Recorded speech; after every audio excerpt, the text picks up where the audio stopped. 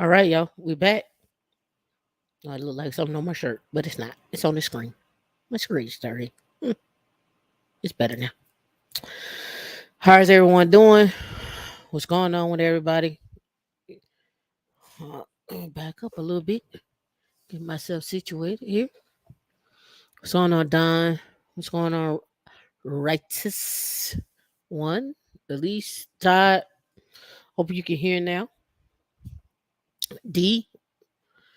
What's up? I don't know, Natasha. I don't know if it's TGIF. I don't know.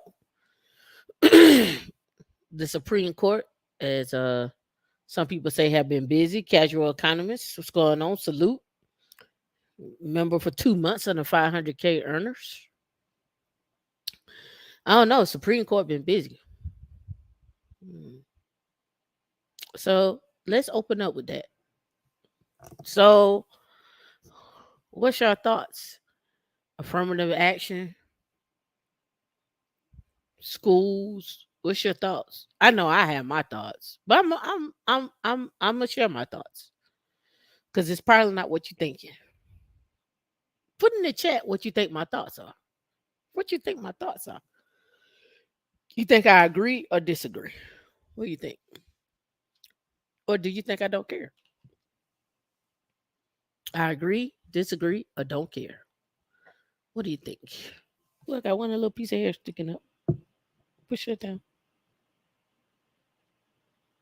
That one want to be free. It want to be a freelancer. It won't. It won't stay down. It won't. That one don't want to stay down. It was just like yeehaw.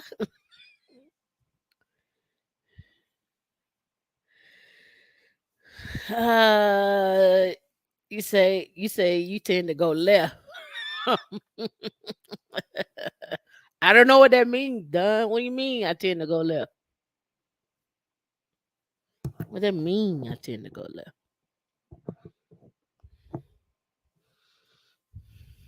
Natasha say doesn't matter. Mm, some aspects it matters, but this how I look at it, and I always looked at it, and I said this months ago, saying it again. It I don't know what world y'all living in, and I don't know if you see it, but we're already there, but it ain't quite there yet. We're living in the realm of the have and the have nots. Either you got the education and the skills or you don't. I think Erica Williams posted where you can get loans now and you don't need to be a US citizen. Let me see if I can find it. Yeah, personal loans for non-US citizens, right? Lending Tree, SoFi. Let me pull this up. Let me share my screen so we can have a chat.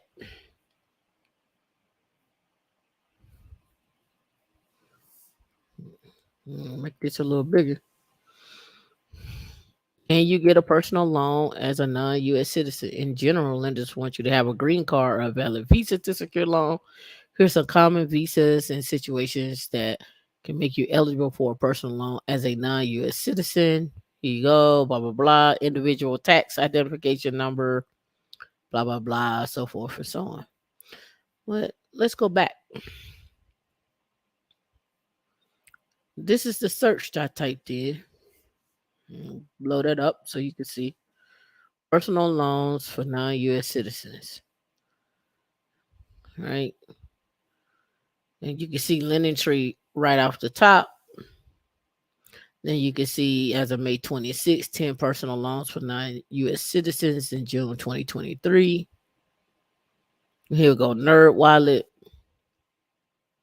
so forth and so on. So now you have to ask your question. Well, you know, if I get free ESL classes,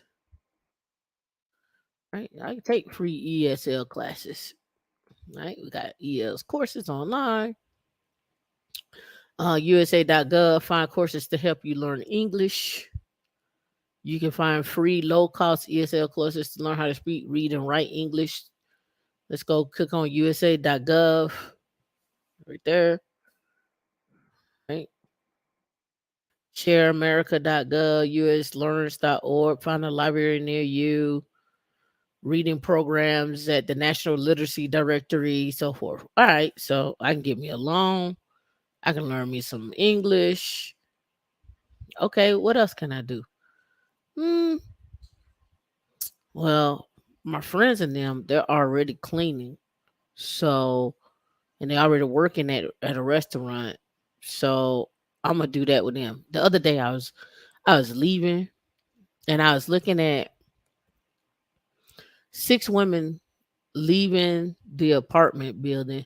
And I was like, I wonder if all 6 of them live together in like a 2 bedroom or a 3 bedroom, walking to their job, right? They all shacked up in a 2 bedroom, 3 bedroom, walking to their job, right? Come back, they all contribute, they make their money, they may hustle and do that for 2, 3 years, and then they out, right? Possible, could be. D, why you laughing? Just saying.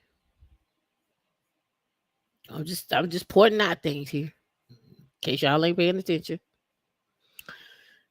Now we got affirmative action being struck. Now we already know what that's about. They ain't got nothing to do with us. When I say shacked up, I don't mean they having sex or nothing like that. I just mean shacked up. I don't mean shacked up. All right.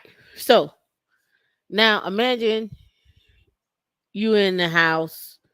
Y'all got this money divided up where y'all paying your bills. You got now you earning money. You got a level of income. You showing stability. You learning English enough to do what you need to do, right? Put it like this: you know enough not to get shorted on your paycheck. Shit. You know that much. Understand how some loans and stuff work. Start taking some classes. You link up with someone that show you how to get a house, get a loan for a house, this, that, and the other. Or y'all all move into a house, and then y'all start teaching each other. 5 years, 5 years, y'all somebody else moves out, or they get married or whatnot. They learn the game, and they just keep rinse and repeat, right? It only take one person to get a house, and they could just keep turning people over in that house for as long as they need and make money off of it as well. But what do we want to do? What do we want to do? Oh, we got to have all the houses. We got to have the big house, 5 bedrooms, 5 baths, no land. We don't want to cut no grass, condo, whatever the case may be. And there's nothing wrong with that. By all means, there's nothing wrong with that. But if you wonder how you get surpassed, you have to start looking at how you get surpassed. It's all I'm saying. Look at how you get surpassed.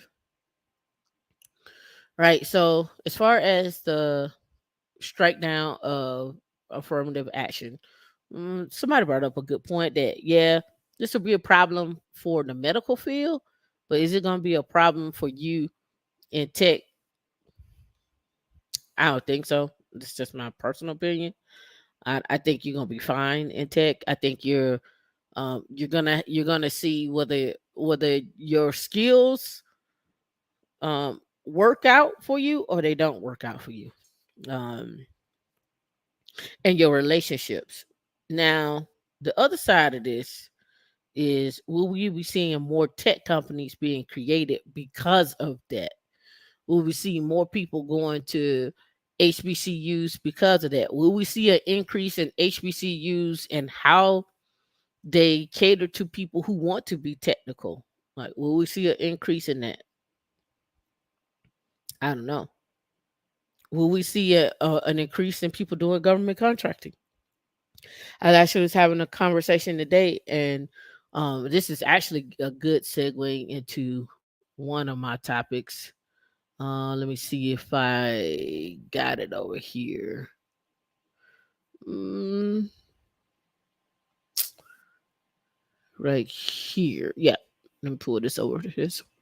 Um, as the population gets older, somebody has to do the work, right, to take care of the elderly.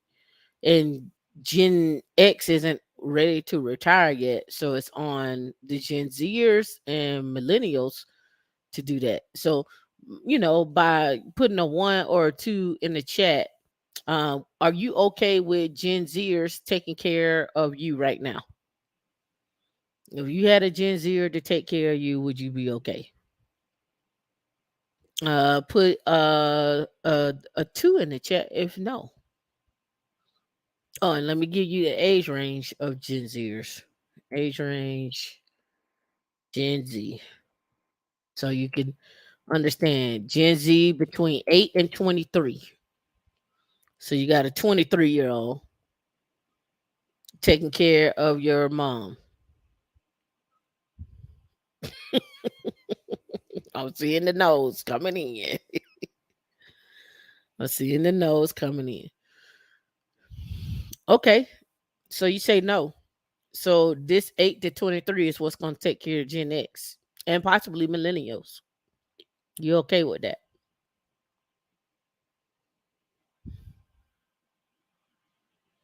Right? So I brought that up for a reason. Um, because we are at a situation and we are at a crux where those are the people that are going to be taking care of you unless you all get some skills and find you a home nurse and got you some expense where you can be on you can go on, what was his name, from Atlanta, most expensive shit ever, and he went into the nursing home and they had the $1 million nursing home. Unless you living like that, or unless you living where you can have a nurse come in and take care of you, of course put your cameras up or something like that. Like, these are things you have to think about. So when I talk about increasing your income, I'm not talking about increasing your income so you can go ball, ball, ball. I'm talking about increasing your income and having enough to save so you can get good home health care. Um, Again, we're living longer. Women who are married need to be looking at second retirement because their spouses are dying before them. And you don't want to be in the cemetery. The next one is you got women who are going to be single and living longer. So you got to get your source of income up. So this article came out here. Microsoft knows it's out of touch with Gen Z. The software giant plans to lure them with AI and internal memo shows. Right? I guess is his name is Satay, Satye, Satay. I guess Nadelia plans to use AI to attract Gen Z, and new internal memo shows a relatively low share of Gen Z users compared to competitors could be a long-term risk. The memo was released this week as the Federal Trade Commission sues to block Microsoft's $70 billion Activision Blizzard deal. Right? Yep. Single and child free, definitely making sure. Yep. Yep. You got to make sure your retirement money is good. Right? So Microsoft knows it needs more Gen Z because people don't, again, this is what I was talking about earlier. No younger generations, you can't tell them not to to smoke weed. You can't tell them not to get high. You can't tell them they can't drink. You can't tell them they can't go to foreign countries. You can't tell them what foreign countries they can and cannot go to because they're gonna do it. Right? They don't want to. They're not bounded and restricted by those. I don't want to even call them golden handcuffs, but what we call an ideal work situation. They're not interested in that. Right? So when we're looking at that, um, okay, when we're looking at that, you also have to look at, and this is something I brought up too, all those government workers that work at your post offices, your IRS, your triple letter agencies that have been there for years. Those kids don't want to go into those jobs. They're not interested in those jobs. They're not interested in having background checks. They're not interested in being broken down into uh these I don't want to say broken down into or compartmentalized into and restricted to do whatever that they want to and don't want to. But it is going to be a group of people that do want to do those jobs. Not everybody wants to go overseas and travel. Not everybody wants to be outside of the United States. There are going to be a group of people that's going to be okay with working that and then being done. On the other side, you have people who will utilize things like the the army, the navy, reserves to pay for their school and travel and take a language or get a clearance or something. That they'll go the back doorway, right? And they'll do 20 years in the reserve to get a check, to get free classes, to do X, Y, and Z. So the model of which you in which people continue to go to school is going to change as well too, right? I did a report earlier this year, or it might have been last year, it might have been this year, where the Asian parents are prepping their kids for school, and they're prepping their kids for school to go to college and getting accepted into college in the seventh grade. They're setting them up with consultants to help them go get into college and plan their entire journey for to that college. They get accepted in the seventh grade and then they go on off to college. They already have their stuff mapped out. And I said this on another show. They're getting accepted in the seventh grade. Well, we're still trying to learn how to read and write at a fourth grade level. It's either you gonna the affirmative action wasn't gonna do nothing if you can't read and write. that was that wasn't gonna do nothing. You couldn't do math. You can't read. You can't write. You don't know how to. Everything is by pictures. What you want? That number one, number two. I want number three, the one with the two burgers. You can't read. You can't write. You can't sound nothing out. I don't know if I might have sent it to D. And this guy, I think he was on TikTok or Instagram, and he said, I might have sent it to her. She might have sent it to me. Anyway, he said that he went on a date, and when they were sitting down to order at the menu, or order off the menu, he pronounced a fish wrong, right? And he said the girl was like, "Oh hell no!" She packed it up and said, "I'm out of here." I keep trying to tell y'all, you better get these people to read the menu when y'all go out on these dates. They're gonna be sitting up there talking about they want some scrimps, and they're gonna be sitting up there talking. They want some scrimps, and I want that sauce that y'all put on there. You know that sauce. You be like, what sauce you talking about? That sauce that y'all put on the scrimps. Cocktail sauce? Yeah, that cocktail sauce. I want some of that. And girl, he took me to Red Lobster. He took me to Red Lobster. Did you get you some lobster? Nah, I don't eat that. I don't eat that. I got me some scrimps and some with a little garlic butter and blah blah blah. And what y'all do afterwards? Then we went over and got some ice cream. He like that. He like that fancy ice cream. What's the fancy ice cream? I don't know, something praline, pralines. Yeah, yeah, girl, yeah, pralines. Yeah, he like that. He like that, right? And then you sitting across from a guy, he can't talk, he can't read off the menu, his mama can't read.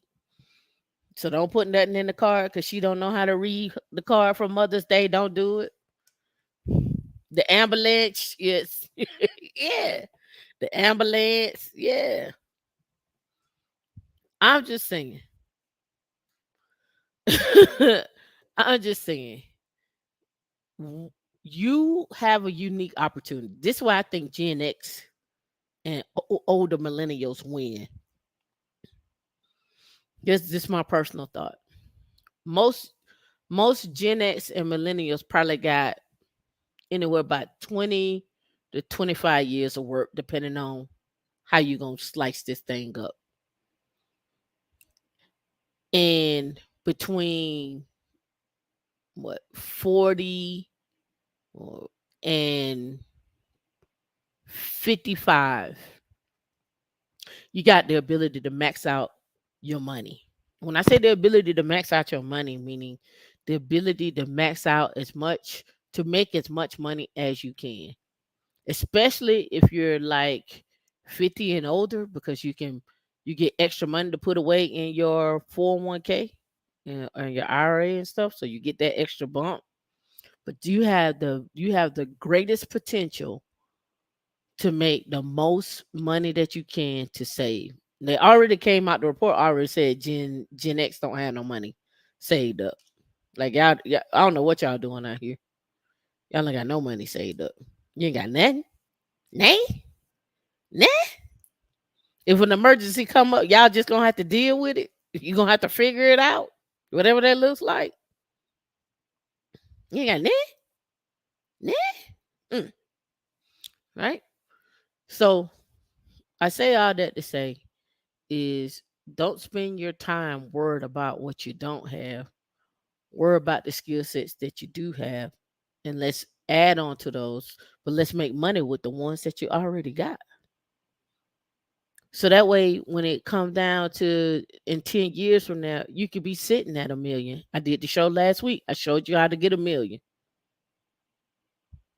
I've done plenty of shows and showed you how to get a million. I showed you that. I showed you how to put 60 to $70,000 away. You're gonna have to be at 250 to do it. But it ain't hard to get to 250. Don't let everybody else out here tell you that it's hard to get to 250. Everybody out here tell you that it's hard to get 100,000. Everybody say it's hard to get 50,000. Don't subscribe to that. Don't subscribe to that. I've shown you, I've told you multiple ways, shown you multiple ways, posted multiple jobs. If you ain't part of the Slack, you better be a part of the Slack, right? Showing you multiple ways, right? All right, so let's get back to the article and let's talk about it. All right, Microsoft knows it needs more Gen Z and digital native companies using its workplace products and planning to develop AI based productivity tools to lure younger users away from competitor products. An internal memo released this week shows the future of Microsoft workplace business, which includes the tech giant Slate cloud based productivity and collaboration software like Teams, Outlook, Office, Excel will depend on the interest from that user group, right? Because again, you got the rise of Notion, you got the rise of other digital products that they're not necessarily bounded by that license. I don't need that license. They're not bounded by that license, right? Our relatively low share in these segments present a long-term risk to our overall modern workplace business. Wrote Satye. That's what you say, Satye. Dion Satye. The memo was sent June 7 on 2022. A confidential internal memo was briefly published online this week by federal antitrust regulators. The Federal Trade Commission, they're blocking this 70 billion. Let's keep going. All right. Now, Nadelia notes in the memo that Gen Z and the digitally native companies prefer to use simple, lightweight, and collaboration first applications who scale through freemium business models and bottom up adoption within the companies. Microsoft has done some work to ramp up its offerings in those areas, including the 2021 acquisition of Chimp Clamp, a free video editing tool, and development of Loop, a collaborative hub meant to compete with Notion. That's what I said. Notion got the startups use Notion. They're not even bothered with Microsoft. They don't even worry with it. They use all the Google stuff, they use all the Google domain, and then they just set up Notion. They don't even be bothered with Microsoft. It's not even a thought process for them. But according to Nadelia, there is more work to be done if it wants to attract younger consumers who prefer competitive products like Google Workspace. They don't have a need for it. I don't need to go to Microsoft, pay for a license to utilize all these other things when I could just use Google Sheets or whatever, save it as an Excel document, send it out to you, and still be winning. Right? I don't need OneDrive. I don't need none of that. Right? We're looking to leverage our AI capabilities to leapfrog competitors in developing next gen productivity tools. The Microsoft also publicly acknowledged that it's looking to better understand the Gen Z consumer. And with that being said, they have to understand that the Gen Z consumer also doesn't as far as like caring about sharing stuff in the cloud, they don't care as long as they got access to what they want, right? And on top of that, they're not looking to pay you for that storage. Why I want to pay you for the storage when I just paid $5,000 for an Apple phone? I just paid $5,000 for an Apple phone. I can't store it on my phone. Why I need to go use your OneDrive? Why I need to go to the cloud? I want everything seamless. I want to be able to do everything right off my phone. Like most people don't you talk to some people and you be like, what you looking at? Are you trying to use this? I know plenty of people. They I talk to plenty of people. I'm like, did you watch the video? They's like, yeah, I watched it on my phone. I'm like, you ain't got no tablet or no computer you watching it on? Uh-uh. What? How you yeah, I just do everything on my phone. I'm like, man, I can't live like that. I need bigger screens. And I need to see the hair in your nose when I'm looking at the video. Is there hair in his nose? They need to clip that. I want to see all that. All right. Microsoft first launched its suite of workplace software for personal computers, Microsoft Office, in 1990 and became available in 2013. In 2013, Microsoft Office on in the cloud. That's when that happened. Google Docs, Google free cloud-based word processor, launched in 2006 as the youngest member of Gen Z were finishing elementary school. Google Docs, which is a part of Google Workspace suite for cloud collaboration and productivity tools for business, a key competitor to Microsoft's modern workspace business, has developed a reputation for being GC preferred word processor platform over Microsoft Word. It's right there on the phone. I could do boom and I'm done. So why did I bring that up? Well, if you like me, y'all made some money today. If you like me, why? Why did I bring Microsoft up?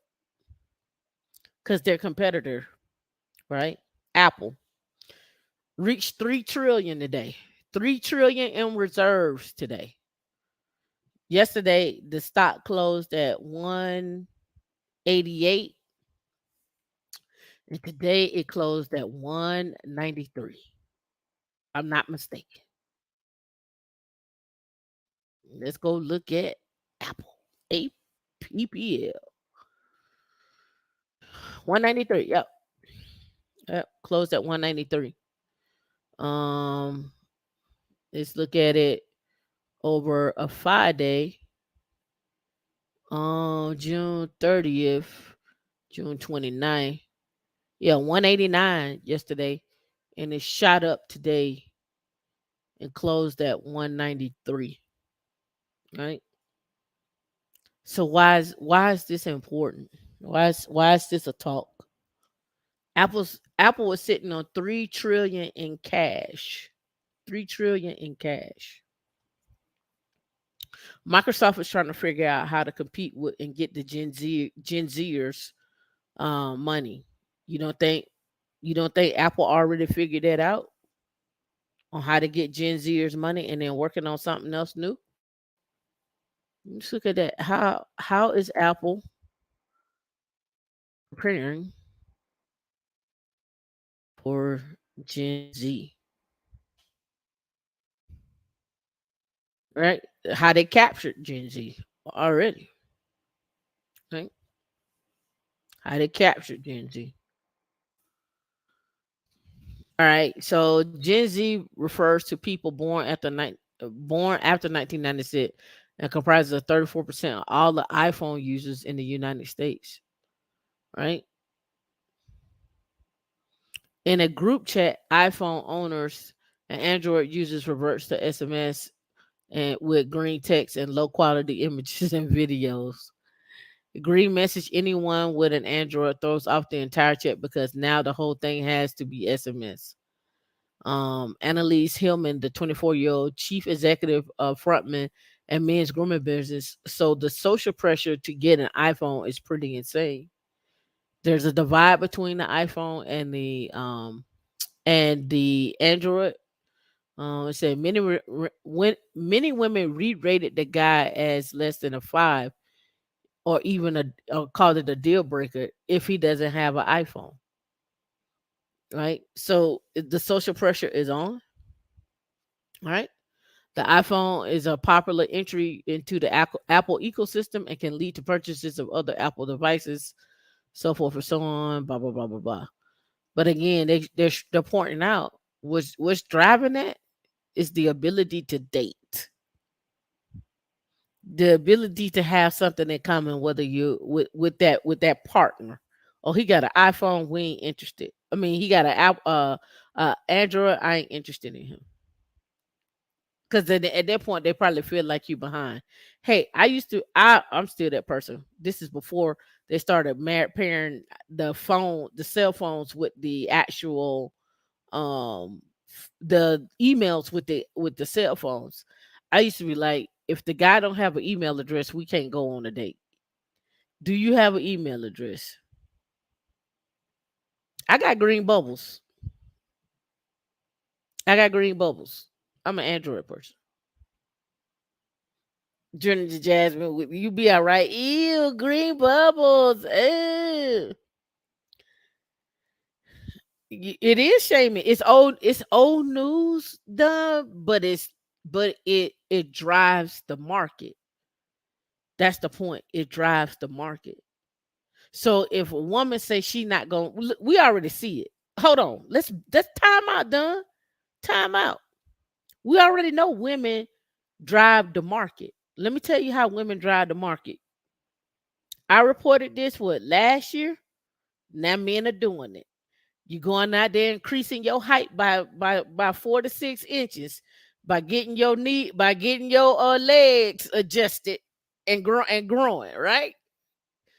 Why? Because you 5'5" and you want to be 6 feet. And why? Because that's what the woman want. Now you're gonna be 5'5", you're gonna be 6 feet with an iPhone, and you might take some financial classes, right?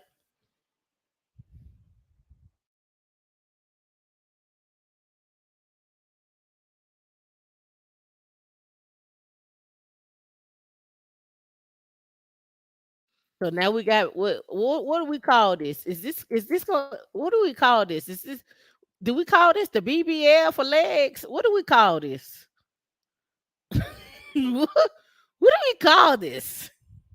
I said men was gonna do it. At first, it started out as $70,000, but now it's $80,000.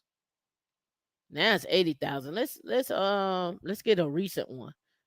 Because everybody's like, oh, black men ain't gonna do that. Shit.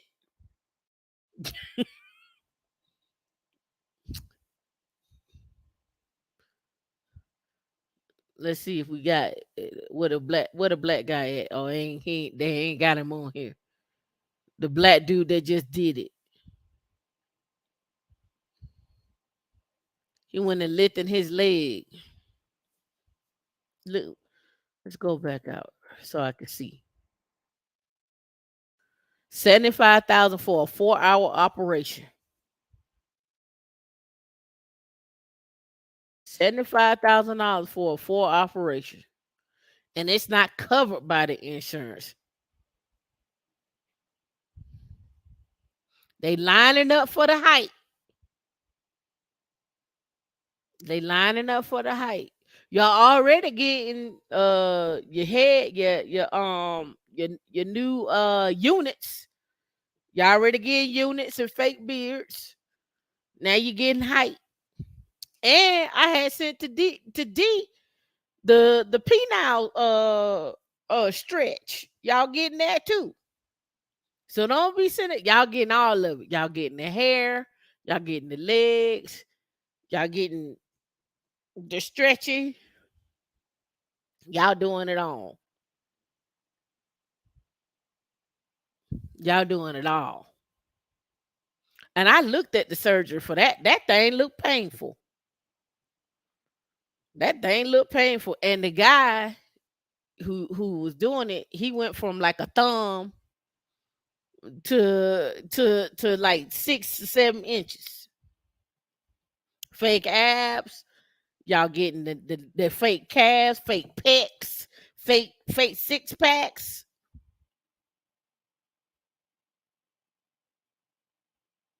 Y'all getting it all. Yeah. P now stretch. And that thing look dangerous too. I'm like, woo, because they go in there with a laser, and then they got the little thing, the little, I don't know what they call that.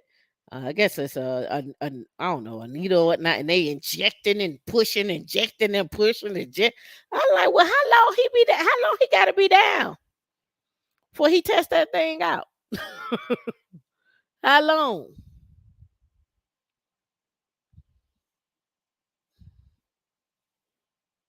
Look at this. He one height, one height right here. Now he another height.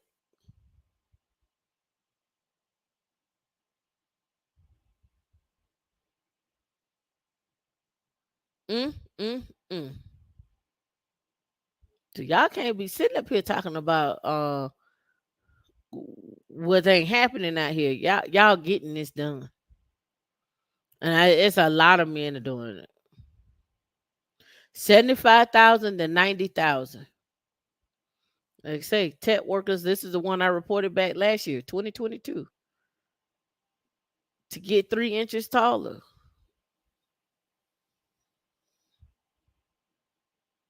Workers from Google, Microsoft, Amazon, and Meta. And don't get it wrong, in this article right here, they were talking about women did it too. He breaks the thigh bone, inserts nails, and they are extended every day for 3 months.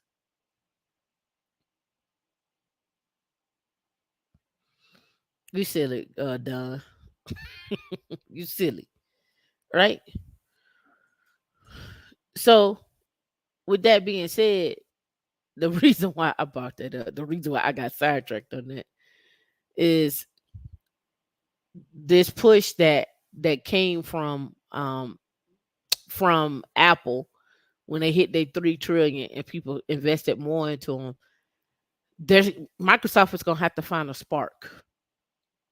They're gonna have to find a spark to get them over that hump. Now, let's talk about some foolishness. I found this article. The 22 most foolish financial decisions ever made. This came out in 2021. Let me see. I hope it's big enough. Let me look. Yep. Foolish foolishness can be a great learning tool. So here's a question: do you think getting your leg stretched and paying $80,000 to $90,000 is a foolish investment?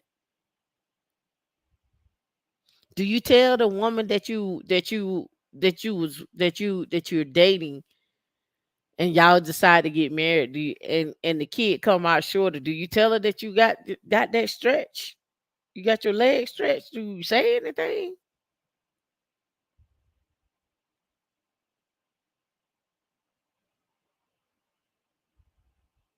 Do you say anything? Do you just let her be like, I got me a 6 feet 6 figure man. 6 feet 6 feet 6 figures. Was it 6 feet 6 figures 6 inches? Part of a payment plan, right? So making foolish decisions can be one of the greatest learning tool, right? Let's go down here. What is a foolish what is foolish to one person is wise to another one. Like that may be a wise decision to get that height. Because soon as he get that height, women to look at him. Listen, if I spent $90,000 as a man to go up to 6 feet, you can't tell me nothing. You can't tell me nothing. I'm gonna be walking in the club. I'm gonna see a short dude. I'm gonna be like, "Psh, you better get your money up and get you some height, my guy. You can't tell me nothing. I spent $90,000. I'm arrogant. You can't tell me nothing. Walked in the club. I'm coming in.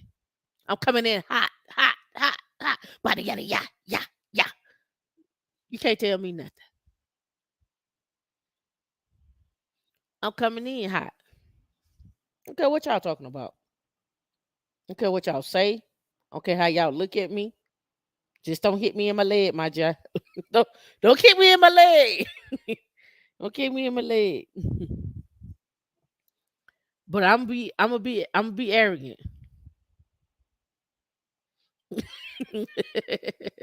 Ain't nobody touching my shins. Ain't nobody touching my shins.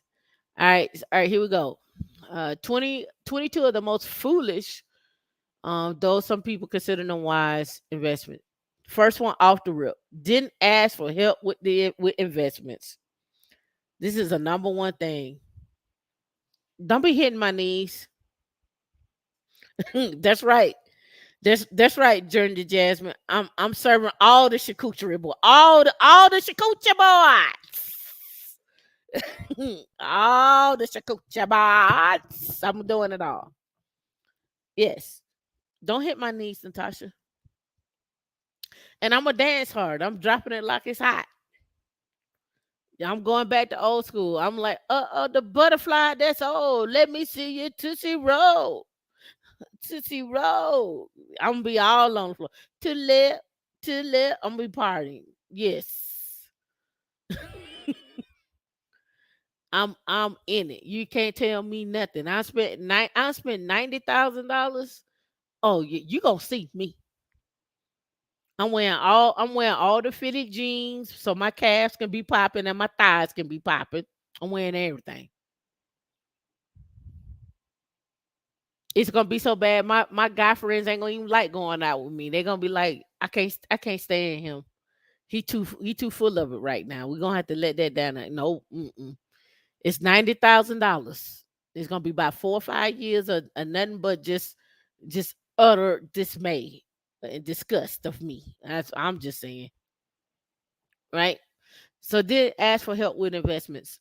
Oftentimes, then this is just my personal thoughts, right? I think a lot of people get together and they never ask about, do you even understand how to create a budget? I don't even think that conversation even come up. Or have you ever had to live on a budget? Or how do you budget your money? I don't think that conversation come up. Well, let me say this. I don't think it comes up in the time span that it needs to come up. And you've been dating somebody for 3 or 4 years and then they want to come up. Right. The next one they got is too much housing debt and spending. Too much housing debt and spending. I just talked about this, about the housing debt and spending, right? The next one they got is panic selling. And they're talking about your stock holdings. You see, and the fear of missing out. You feel like You may miss out on something. You sell. You're not buying. You're buying. You're selling at a loss. The whole nine. Word about investment losses, um, and so forth. Right? We talked about that. It's not about time. It's not about time in the market. It's time in the market. Right? Not about timing. Exercise stock options too early. Exercise them too early. Married the wrong spouse. Let me blow that up so you can see that. Married the wrong spouse. You might be surprised to think of marriage as a financial decision. However, marriage usually impacts every decision you make in life. Where to live, how much you work, when you retire, children, how you spend, and more.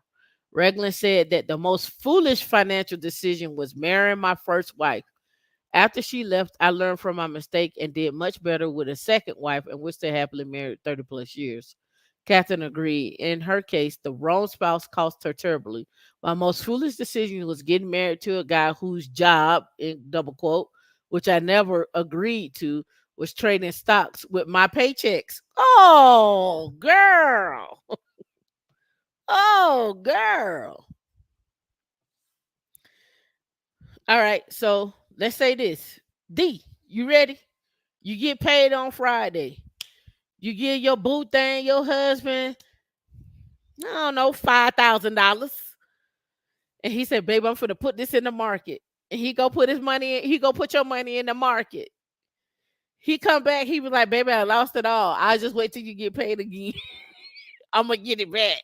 This one gonna be right. This one, this right here, this one right here, this one right here, this one right here, my nigga, this one right here, this one gonna hit. Yes, your boo thing. I'm gonna read it again. My most foolish decision was getting married to a guy whose job was trading stocks with my paychecks. A mil a million of my hard-earned money was lost. $1 million gone. $1 million gone. How many of y'all would have stopped at 5,000? Or maybe you would have never started. But 1 million was gone. All right. Which led to the divorce. It has taken me 15 years to recover, and I'm now looking forward to a much lower retirement income than I would have had otherwise. Enjoyed many of the years of work lost down the toilet. Down to earth, talking about he would be fertilizer in the backyard.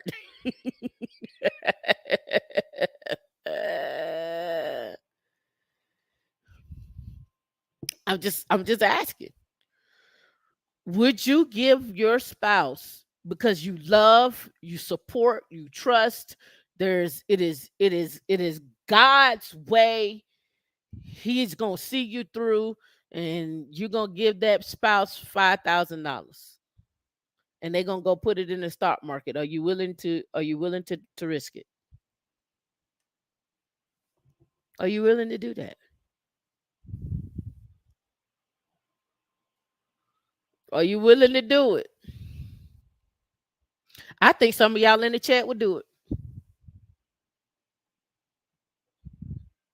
I think some of y'all in the chat would do it. I think some of y'all in the chat will give your man $5,000 because you trust him, you love him, you honor him. He is your king. He ain't gonna never lead y'all wrong. He's always right. And you'll give him $5,000 to go play, to go invest.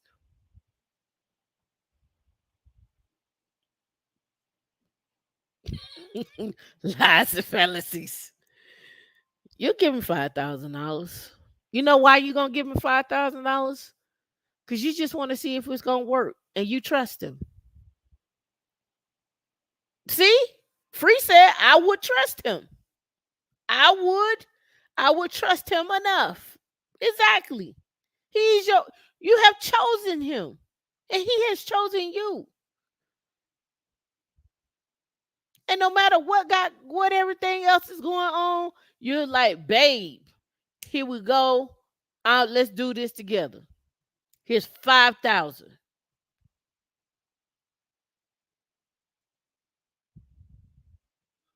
Just make it work, babe. Or it didn't work this week. Natasha. Natasha, you gotta trust him. You gotta trust him. You gotta trust him. You chose him, you trust him. Y'all married now. I's married now, Paul. See, Daddy, sinners have souls too. I's married now, Paul.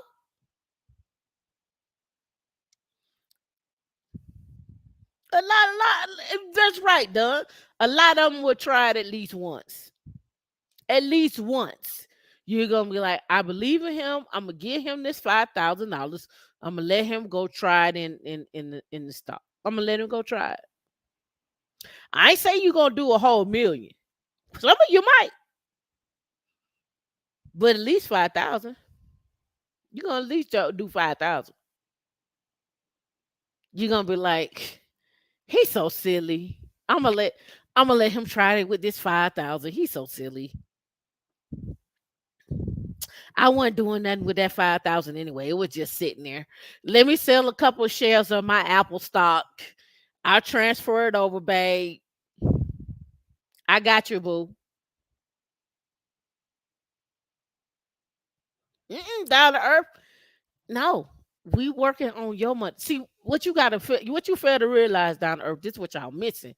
You go make the money, and then he gonna double it.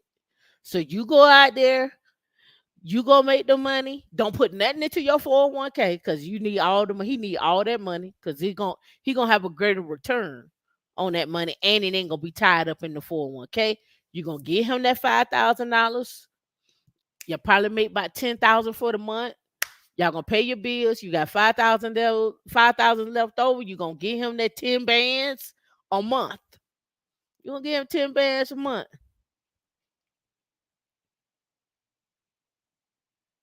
and you gonna say, you know what, babe, I believe in you because I know you would never let me down. I know you're not gonna break my heart. This ain't no cash out scam. Junior to Jasmine, this is love. This is two people coming together, building on a foundation of trust. On a foundation of trust, love, honor. You gonna give him them 10 bands a month. And he gonna be like, babe, just give me a shot. Let me do this. It's giving alimony. Free said, nah, for real, I would, because he holds on to a dollar so tight that hold on, let me go back. I run up off my screen. I gotta get it. Here it is. Nah, for real. I really would, because he holds on to the dollar so tight that I have nothing to worry about except making him invest it. That's it. So I know somebody out there would. And free, you not the only one. You're not the only one.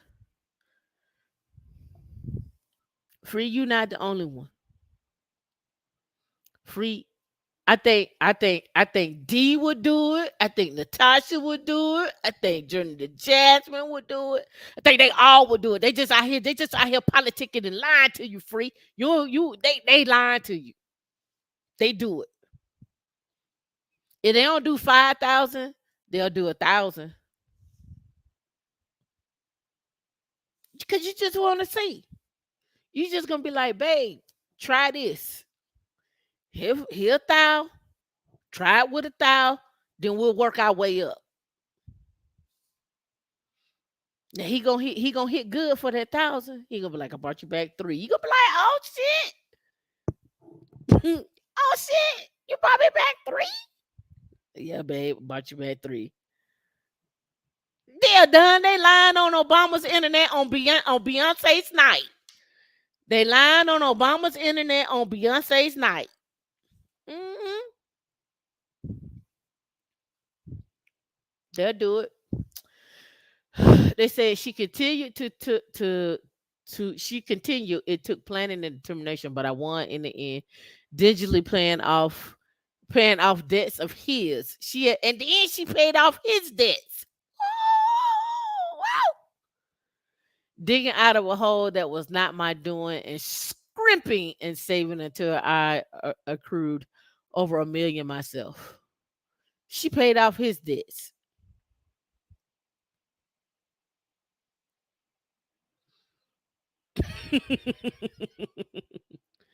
Buying new cars. I'm guilty of that one. Let's go. Investing in unknown or little known companies. That's probably on the stock side. Didn't contribute enough to your Roth IRAs or your Roth 401ks. Falling for scams. Falling for scams. Bad real estate deals. Day trading and short selling. I bet you her husband was probably day trading and short selling. Using emotion to make financial decisions. Whenever you get emotional and you about to make a financial decision, walk away. Don't make a financial decision based on your emotions. Don't do it. Bad timing on a vacation home purchase, right? We talk about that when we're looking at you can even take that one step further and talk about uh when you're making the purchase with high interest rates or somebody's got bad credit or whatever. Not starting a health savings plan. I told you I maxed that out. I gotta invest in mine tonight. Spent too much before retirement. Ball, ball, ball. Can't get out there and can't recover. Sold stocks too early. Trying to be a stock picker. Skip family vacations. Let's talk about that. Pat regrets we skipped our annual family vacation for two or three times because I didn't think we could afford it. Stupid. Those experiences are priceless. Sometimes the most valuable thing you can do is to spend money, not to save it for the future.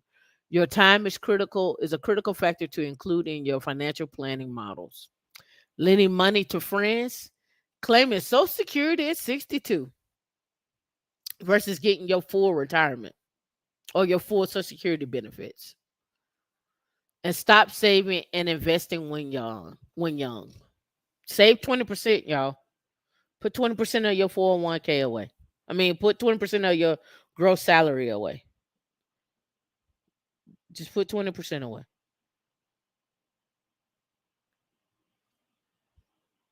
Put 20% away. All right. So we talked about Gen Z. We talked about this foolish financing. Let's talk about this. The circus around Elon Musk and Mark Zuckerberg and their fight. Have y'all heard about this? They setting up a fight, a boxing match. And you could probably bet on this at the casino. It says Elon Musk and Mark Zuckerberg much vaunted fight is getting even stranger with suggestions that the bout could happen in the Coliseum.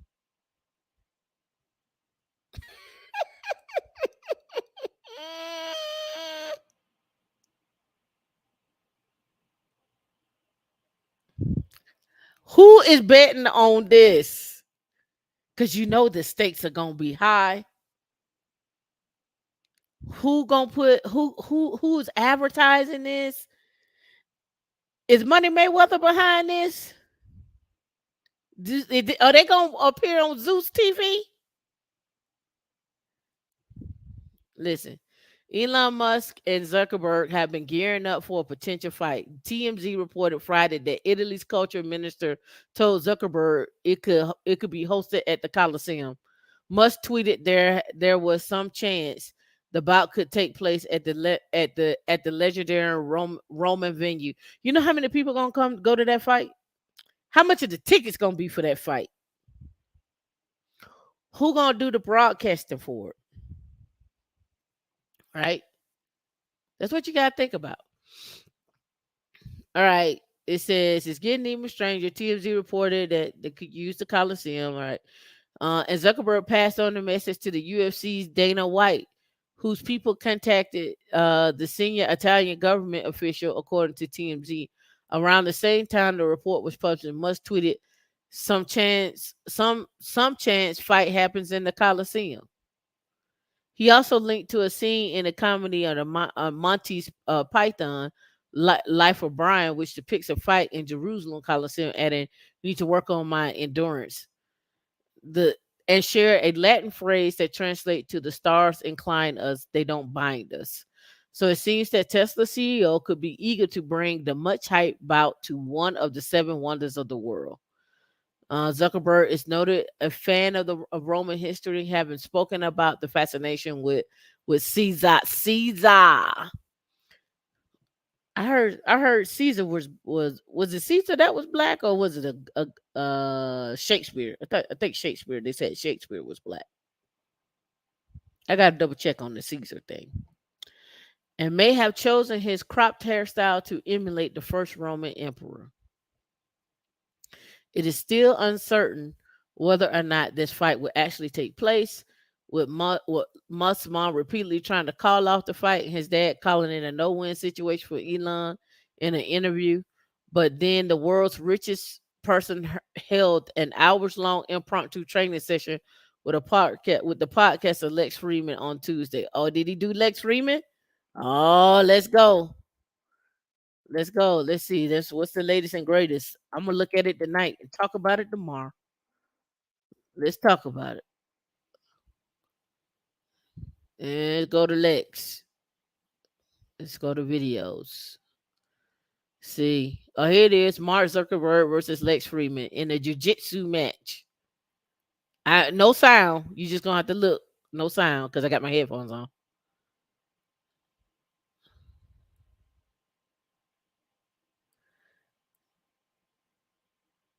Here go Mark.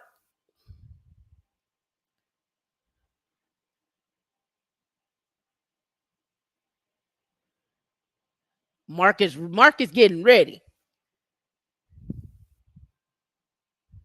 Mark is getting ready. Mark is getting ready. Mark is like, what y'all talking about? Ain't nothing.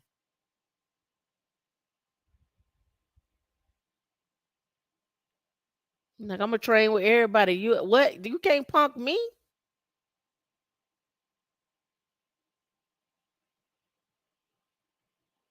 You can't punk me.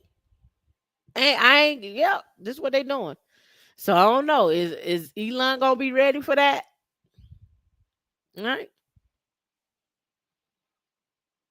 The Coliseum has hosted some concerts in modern times, like Elton John's 2005, but only took place outside of the walls due to the venue's ancient condition. Right. So they may have to set up a boxing ring outside of that. So I don't know who y'all got. Yeah, I know it's foolishness. I told you, foolish finance Fridays.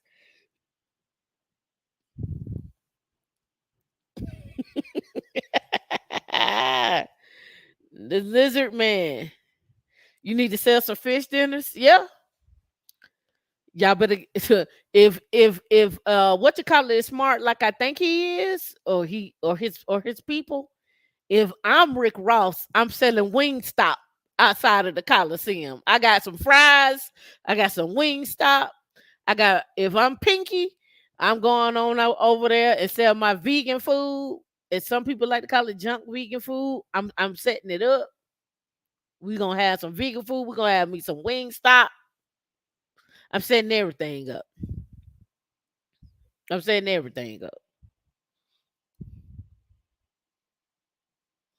All right. Whoo. All right. So this right here is a report, and I may hold off on this to tomorrow because I want to go through it. But this is the World Report for 2023 from Cap Gemini on wealth management. I may go over this tomorrow. I may go over this tomorrow. Because they talk about the high net worth wealth and the population decline highest in a decade, right? And they talk about in here where they're actually putting their money at. See, the high net worth gap narrows between Asia, Pacific, and North America. Remember, the U.S. been creating the most millionaires over the past years, but Asia is catching up, and China just surpassed the United States in its GDP. But this is something to be said. I'm gonna talk about this tomorrow, and the reason why I want to talk about it is because this is where you're gonna see the whole tide shifting. Like, where does affirmative action really happen? Where are people actually putting their money at, and where people are sending their kids to school at, and what are they sending their kids to school for?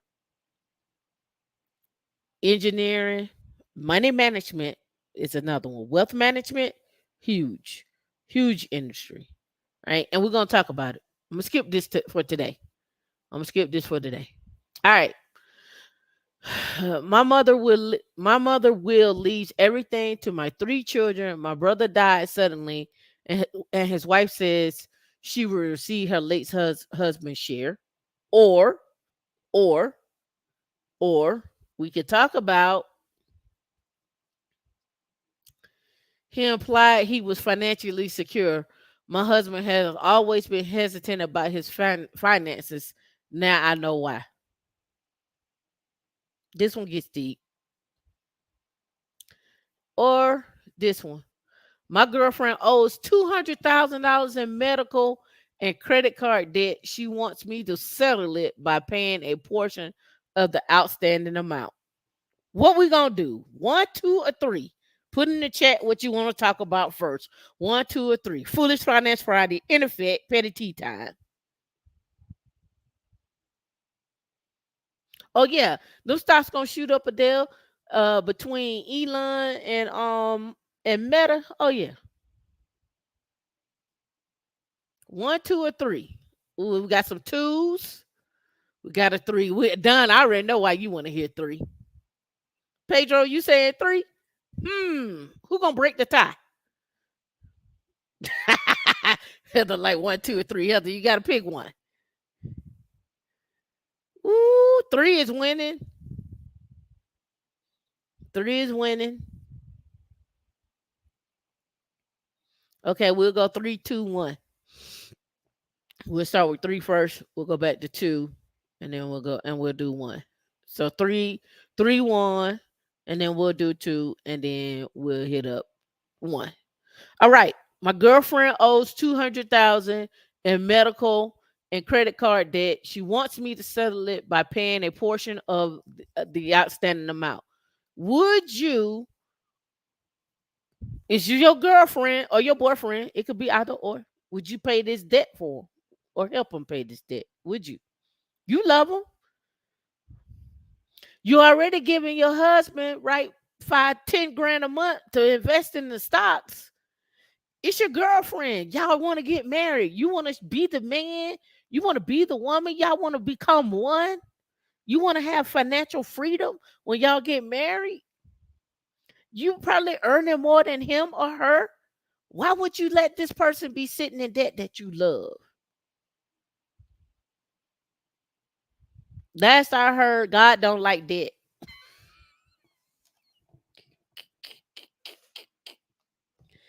That's what it said to me. Done, you gonna cut her off? Your love of your life, your baby boo, your sugar honey iced tea, your sugar lumps, your sweetie dippity poo. You gonna cut her off?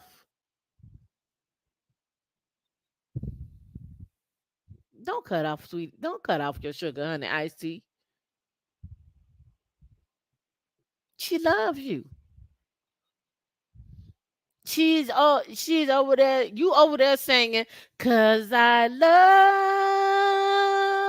you. I need you." That's what you doing. You over there singing. Girl, you know I love you.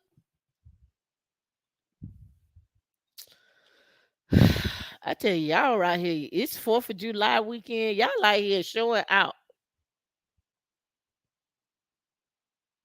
I will be reborn with another who isn't foolish enough to ask that. Are we engaged? Down to earth, don't hate that song. What was the medical incident? Was it preventable? Insurance? Ooh,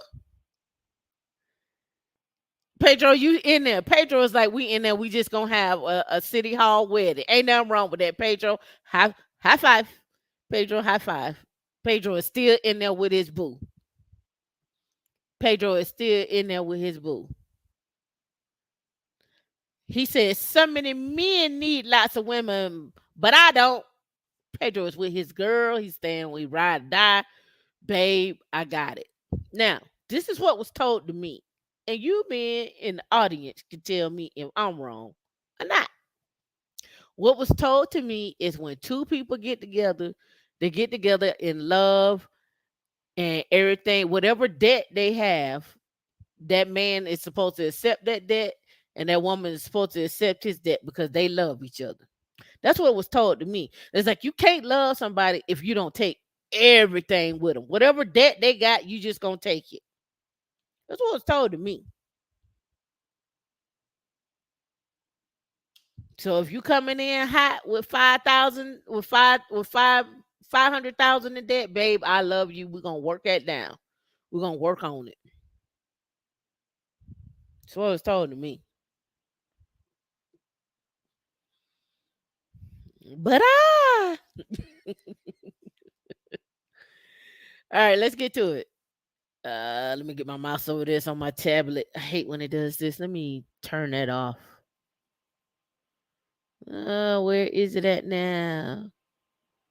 Where are we now? Oh, it's still over there. Mm. Oh, there you go. Let's see. It automatically syncs up. All right, cool. All right, my girlfriend owes 200,000 in medical and credit card debt. She wants me to settle it by paying a portion of the outstanding amount. All right, let's blow it up. Foolish Finance Fridays. See what they say. Dear Quentin, my girlfriend owes 200,000 in medical and credit card debt, but she believes it can be settled for 5% of the total if someone else pays that. If someone else will pay that. I'm gonna read that again so you, because when I read it, I was like, what? It said what now? All right. It says, and I quote, Peter Investor, what's going on? Shout out to you. My girlfriend owes 200,000 in medical and credit card debt, but she believes it could be settled for 5% of the total amount if someone else would pay that. It sounds like a scam. She said that somebody else would pay that. Right? She reasons that her creditors wouldn't have a claim on anything in my name, so they would take whatever I offer to settle on her behalf. She said she can give me the money in cash. Well, why she can't give it to them? Could this make me responsible for her debt? Would it be better for her just to declare bankruptcy or try to negotiate the debts herself? Is this a good idea? The boyfriend.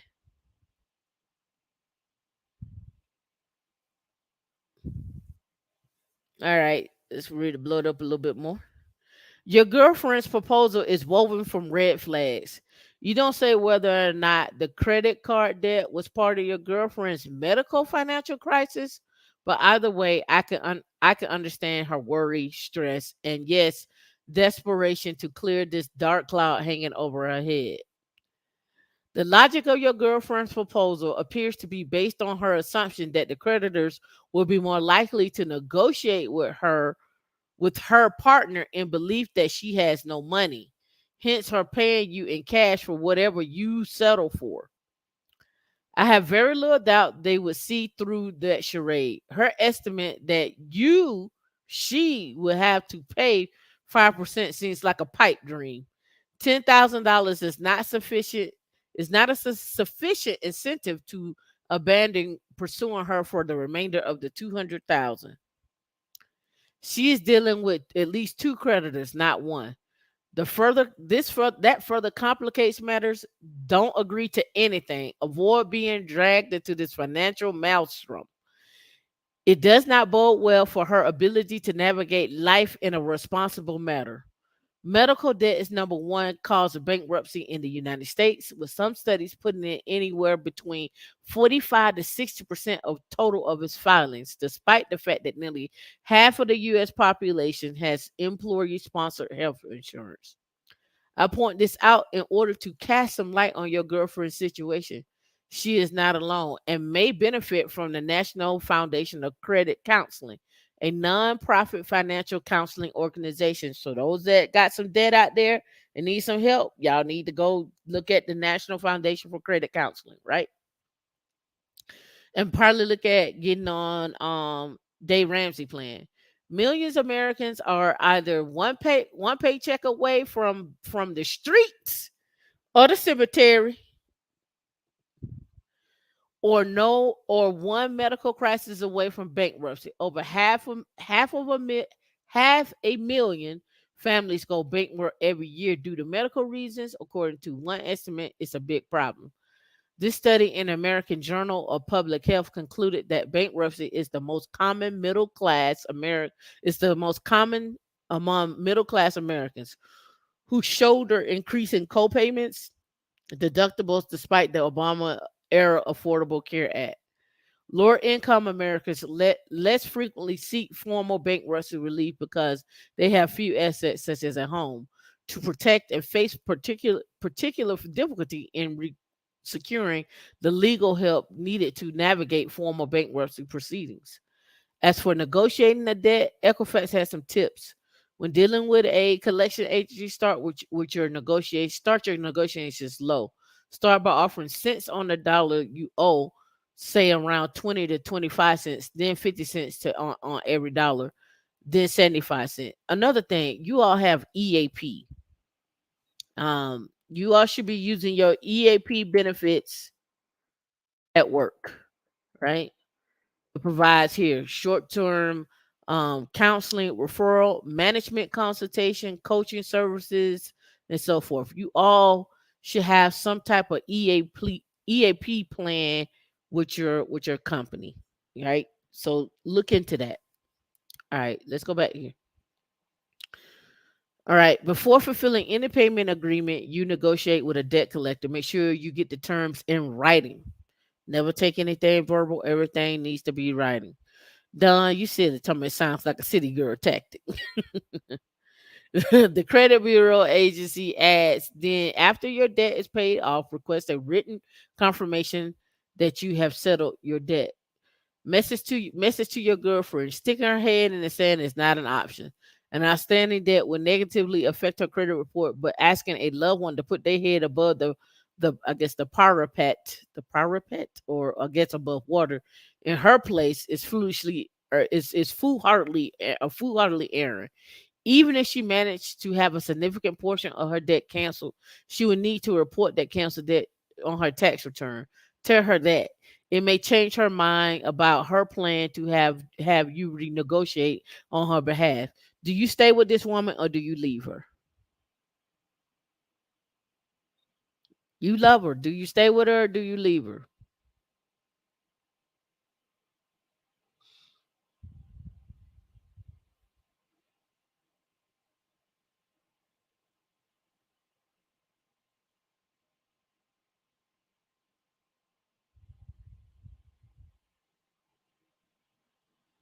Mm-mm.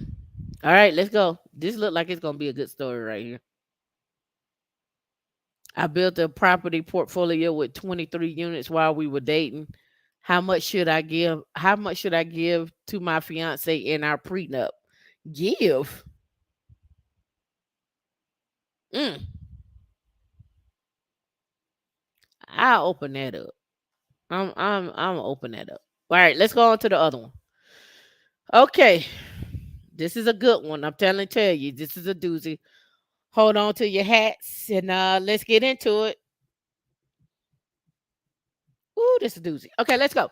He implied he was financially secure. My husband was always hesitant about his finances. Now I know why. He implied he was financially secure. My husband, they are married, was always hesitant about his finances. So that means they ain't not sharing. Ain't no communication about finances, right? Ain't no communication there, right? About his finances. Now I know why. Let's go. He keeps hinting at wanting to take care of the finances when we finally buy a house together. Now, they haven't bought no house together. They're married. I'm just saying, this is gonna get deep. Foolish Finance Friday. Let's go. All right. My husband and I make the same salary and live modestly. 6 months after we married, I found out my husband's net worth is virtually zero. Let me blow this up because it looks a little small on the screen. All right. I found out that my husband's net worth is virtually zero. Mm, mm, mm. You a big fat heifer. Mm. All right. So he was always hesitant about sharing his actual numbers. Now I know why. I am an accountant, and looking at the numbers, he is not solvent. Let me break that down for you. Even though he claims he is, let me tell you what solvent means for those that don't know. Solvent meaning having assets in excess of liabilities.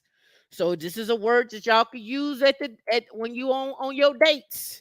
No estate, no date. When y'all out there getting him to read the menu or getting her to read the menu, and y'all talking, you be like, "Are you solvent?" And they be like, "What you mean? I know how to solve problems. What you mean? I'm a problem solver. I'm a solver." Or they may be like, I ain't got no revolver." Whatever. I'm just saying, solve it. I think I'm gonna start going back to words of the week. I think I'm gonna start doing it again. Solve it. Having access, having assets in excess of liabilities. Having assets in excess of liabilities. So let's go on back over here to my guy. All right. He's not solvent, even though he still claims he is. All right. We can skip that one because we'll read it again. We have not combined our finances, but we do have one joint savings account. He keeps hinting at wanting to take care of our finances when we finally buy a house together. I'm against that or against this after finding out about his financial situation. He doesn't know the value of my assets, but he does know about my debt. He would not agree to let me take care of the finances. How can I protect my accounts? Inheritance from my parents, my 401k and my other savings. Boo, you married. Foolish decision. You married. Anything that happened in that 401k after they're married, any growth, any money she put in there, hopefully that inheritance from her parents is in a trust. Mm. That savings account, mm. Foolish. Ladies, get it together. Fellas, get it together. You should not be married and y'all don't know what's going on. Now she said, I have thought about a postnuptial agreement. Huh. But I doubt he will agree to the one. He broke, you got money.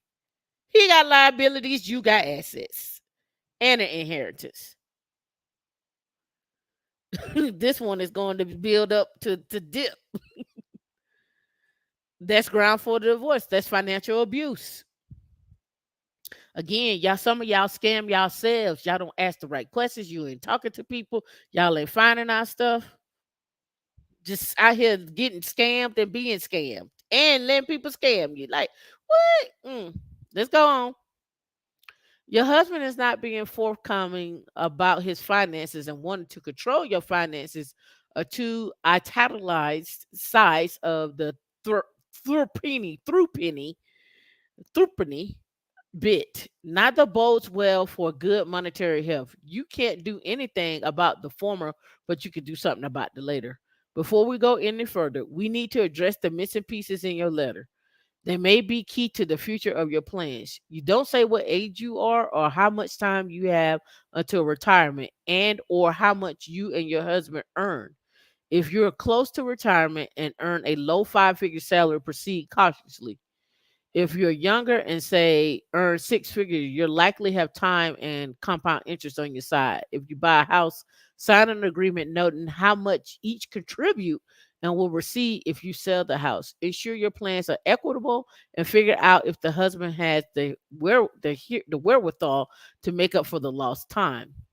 About your 5 year courtship and now your husband's reticence regarding his financial situation, one could agree that he lied by omission, but it's also your responsibility to do your due diligence before signing a marriage contract. It's your responsibility to do your due diligence. It's legal and financial merging of two lives. Your husband desire to take the reins of the financial life gives me serious pause. Your number one priority should be to keep the lion's share of your assets separate. Anything you commingle in a joint bank account or even invest in a house that you purchase together automatically becomes marital and community property. She already got that joint savings account with him. Now they about to go buy a house, which she probably gonna be putting in majority of the money because he got liabilities that he got to pay for.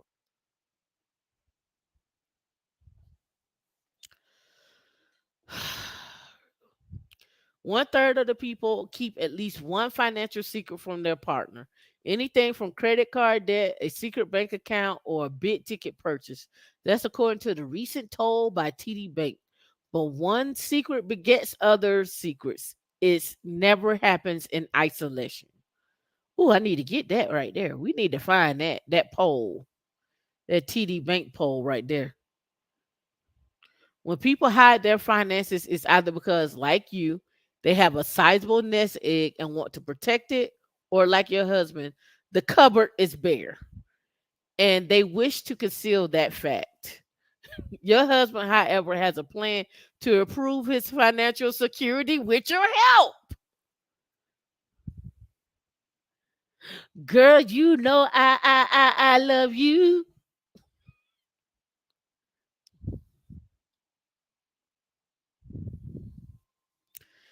Ooh, in absence of a prenuptial agreement or a postnuptial agreement, talk to a family law attorney about the laws in your state. If you should proceed with a home purchase, on what grounds? What happens if you want to sell? If you break up, do you split the cost 50-50? Inheritance, as long as it's not deposited in a joint bank account, is generally considered separate property in the event of divorce. Your spouse cannot claim a interest in that inheritance that you received during your marriage. As a Beverly Hills based family law firm says, the statute defining separate property specifically states that all property received during the marriage by gift, bequest, devise, or descent is considered separate property. Again, there is an important caveat. You have to keep those separate. No commingling. Don't take no vacation at the house that you own. No, we can't go there. No, I don't need you to replace the water heater. I got it. I got it. It says, you are under no obligation to open your books to someone who has been so cautious about opening up his finances to you. He would not, he said, you right, he would not agree to let me take care of the finances. I urge you to change your thinking. It's not a question of letting him do X or Y. You're an adult. You're the one who decides whether anyone else has a say in the management of your finances. You've done pretty well on your own steam thus far. There is a time for discretion, and you're currently under no obligation to open up your books to someone who has been so cautious about opening up his finances to you. If your husband has not successfully managed his finances, Why would you allow him to put you in charge of your own? If he ain't, if he be like, I'm in a bind, Nate, he he can't manage your finances. And it's vice versa. If you meet a woman and she like, oh, I'm gonna manage the finances, nah. She ain't good at it now. This is why I encourage both men and women before y'all even go out on dates and stuff like that. Go get your own finances in order. Go talk to a financial advisor. Go sit down and come up with a budget. Come up with a plan. Make sure y'all can keep yourselves together. Yeah, like y'all got to do this for yourselves. Then when you get with somebody and y'all start talking about a budget and that person ain't know nothing about no budget, you be like, hold up, wait. For the people that's thinking of soft, we don't play. Y'all gotta go up. Y'all gotta get that together.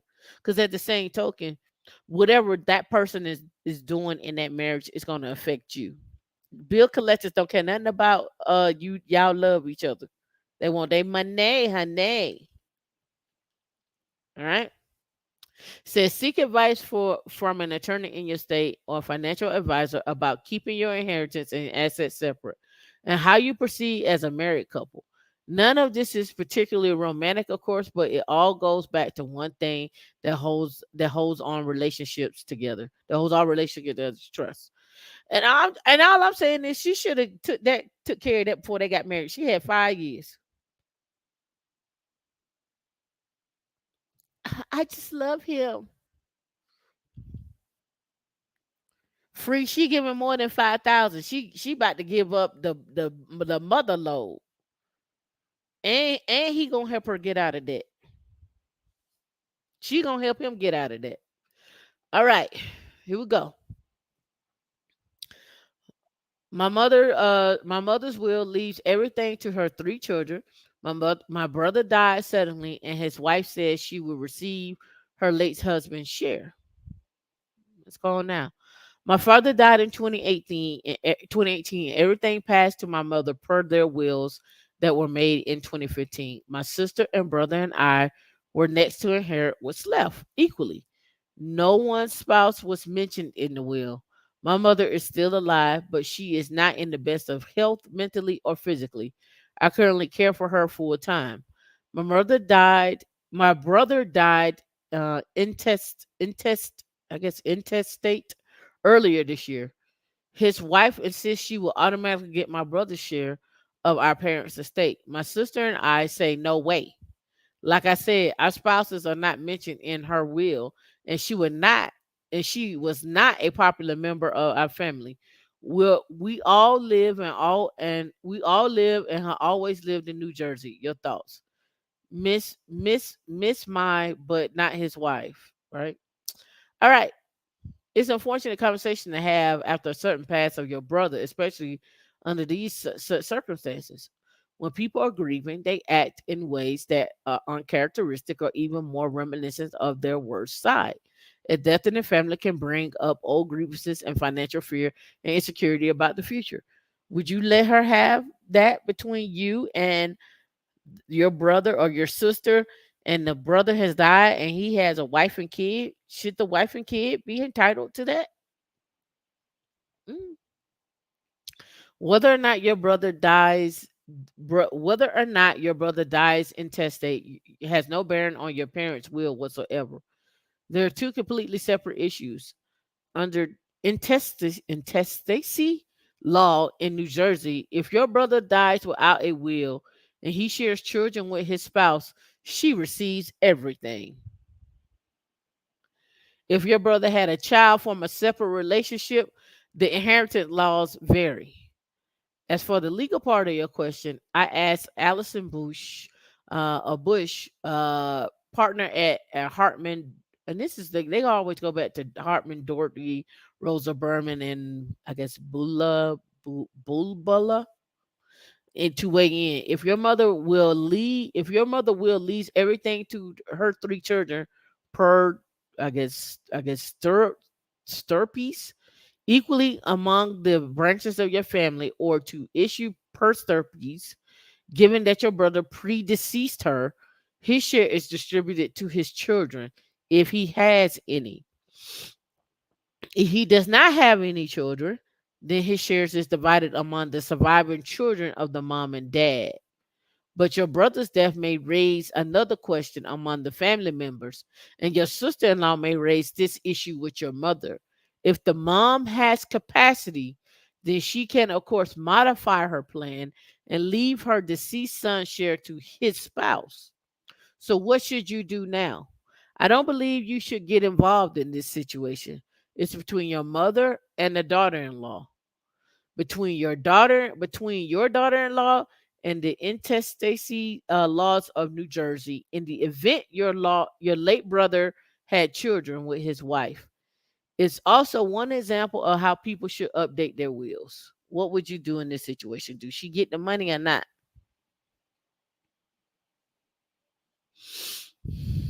Right. So that was that one. Foolish financial idea on that one. That one. We got one more. And let me see what this one was. I think this was by Apple. Oh yeah. This is about Fox News. They settled with Tucker Carlson, and gave him 12 million. They settled with him and gave him 12 million. But let's go back over here. All right. What do you do in this situation?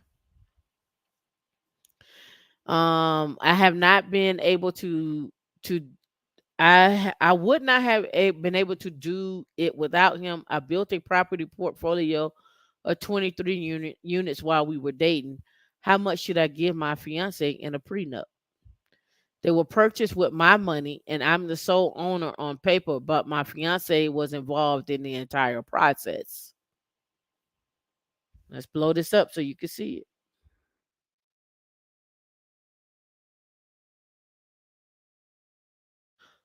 I'm about to marry a wonderful man. This is how it always starts.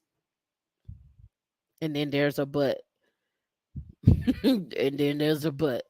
I built an investment portfolio of 23 units while we were dating. Now we're questioning how to create a prenuptial agreement. Over the years, I've identified, excuse me, purchased and managed a rental property portfolio across 3 buildings. These were purchased with my money, and I'm the sole owner on paper, but my fiance was involved in the entire process and has helped with the maintenance and the renovations from the beginning. Mm.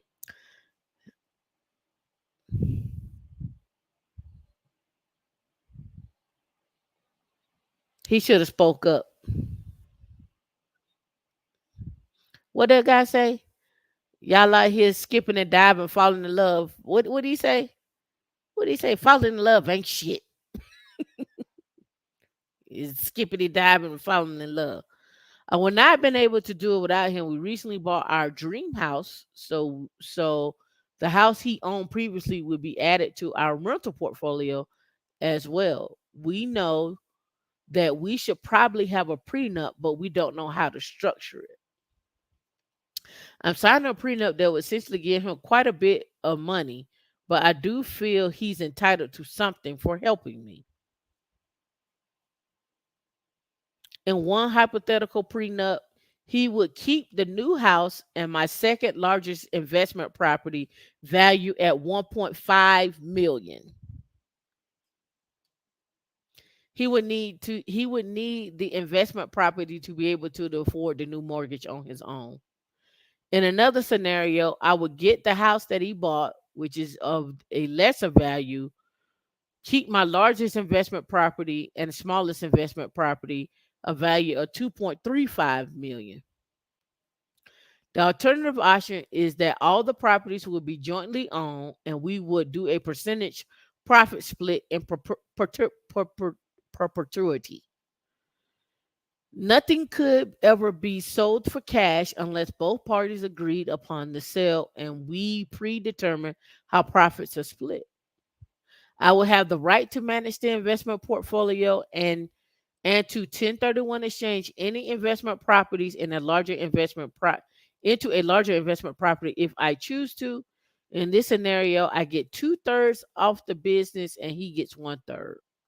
What are your thoughts on this? I know I'm signing a prenup that will essentially give him quite a bit of money, but I do feel he's entitled to something to helping me out. She said he I love him. He worth millions. Don, this the kind of woman you looking for. What's Sim at, D? This is what's Sim at, D? This what kind of woman he want. Where's Sim at, D?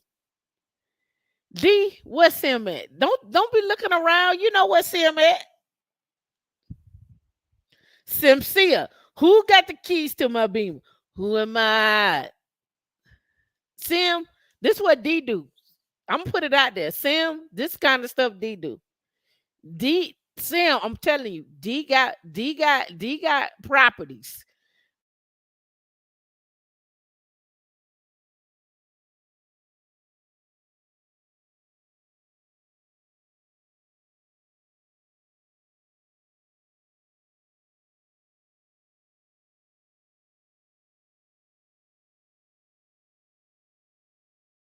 Looking for it, done. I know you was looking for. So my question is, what would the investor normally get? Well, the investor would get depends on the structure of the deal. It depends on the structure of the deal. All right. It depends on the structure. So they could get paid out over time, you know.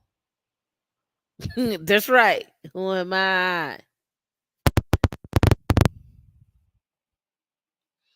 What is this time and labor worth? I don't know. This what Anton Daniel said. I'm gonna go by what he said. How do you calculate your time per hour? Is what you make a year gross wise divided by 8,760. I don't go by that number because that number seems absolutely low to me. I'm gonna go by my time is worth 200 an hour, so you got to pay me 200 an hour versus the time I put into it. That's how I look at that, right? Grinding up stumps. That's right. All right, so let's go. Dear property manager, let's get one thing out of the way. You right, I would not have been able to do it without him. It may feel like it would have been more difficult to do it without him, but I have no doubt you would have done this regardless. The risk taking, entrepreneur drive, and good judgment in choosing these properties at the right time all lie on your doorstep and your money. Give yourself the kudos and the respect you deserve for what you have achieved. You also paid the down payment and I presume the mortgages. That should be taken care of. They should be taken into account when doing your calculations.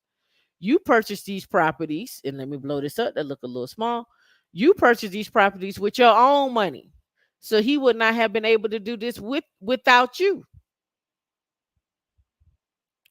Your fiance provided the backup support, but these properties belong to you. I don't believe an equal split is fair to you, and I would be careful about signing too much of your business over to him. I hope you live a happily ever life, but 50% of the marriages end up in divorces, and you may regret being so generous.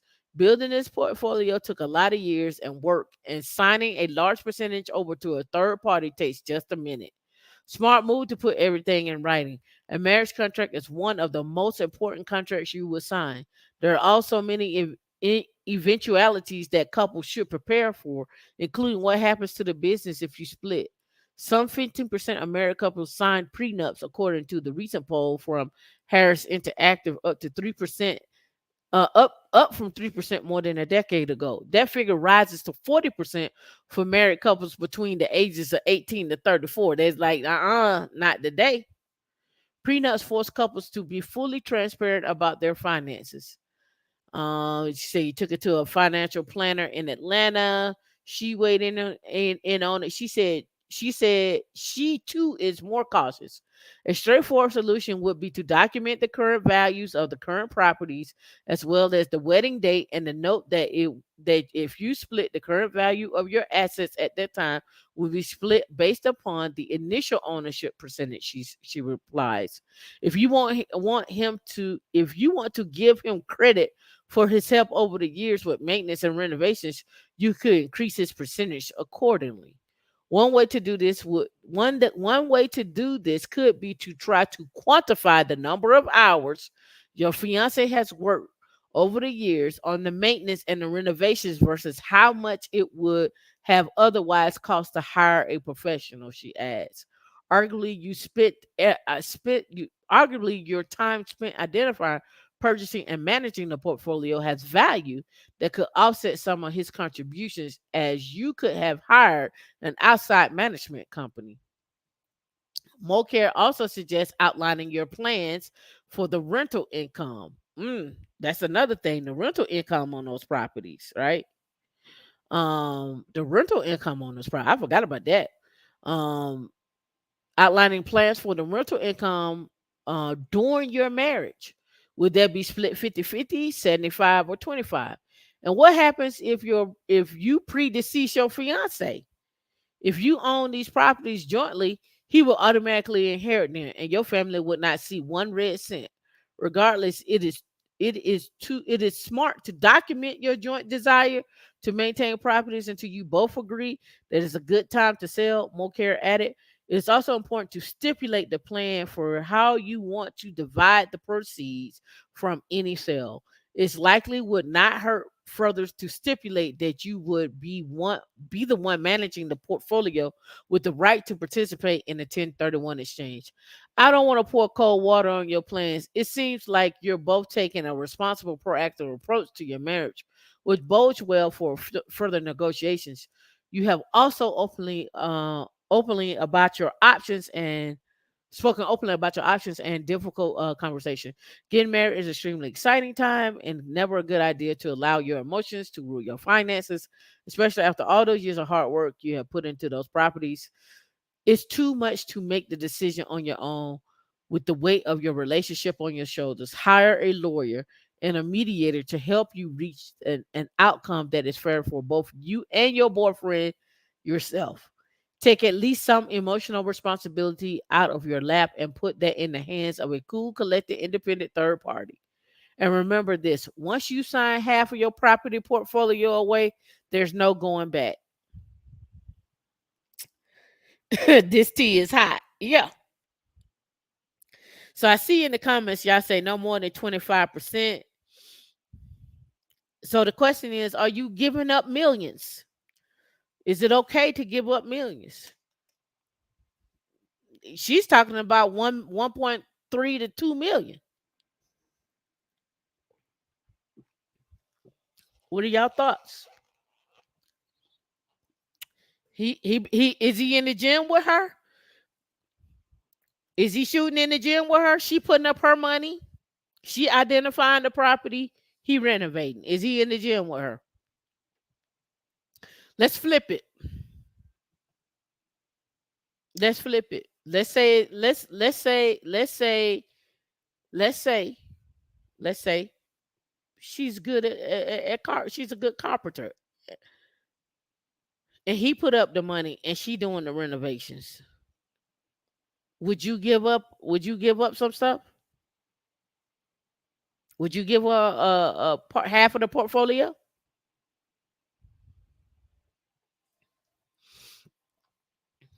Think about it.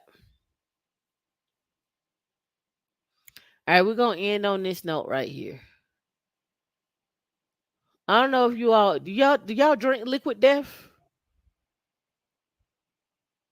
I had liquid death, but what I found interesting is and I talked about him before. He's turned canned water into a $700 million company.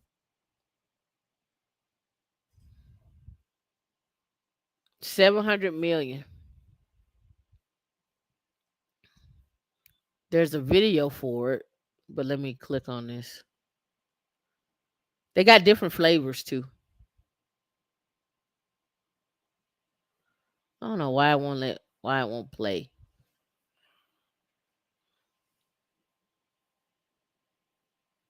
Mm. Let me go here. No,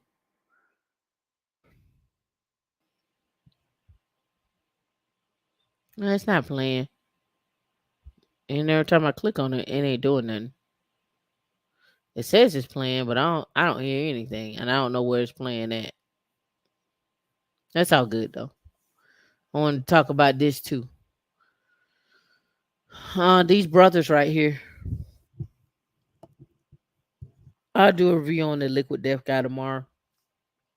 My brother and I make seven figures in revenue from our AI newsletter. Here's how GPT helped us grow and bring in more money. Basically, they're using Chat GPT to make their newsletter.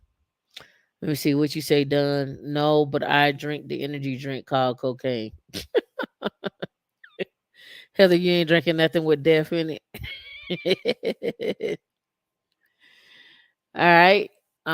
Two brothers, co-founder of the AI newsletter Superhuman. The newsletter brings in six figures in ad revenue monthly and has more than 300,000 subscribers. Their team uses AI to streamline the process, including writing email subject lines and proofreading. I should use AI to create a Linux newsletter. We did that before. We did that before. We used AI before to create a newsletter. We sure did. We had AI generating our newsletter and everything. I forget what that was. What was that called? I forget that. I did that. I did that 3 years ago. I had AI generating a newsletter and sending it out. Sure did.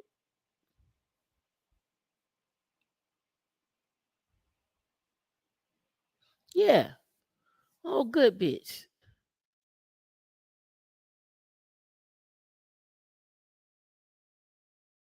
Yeah.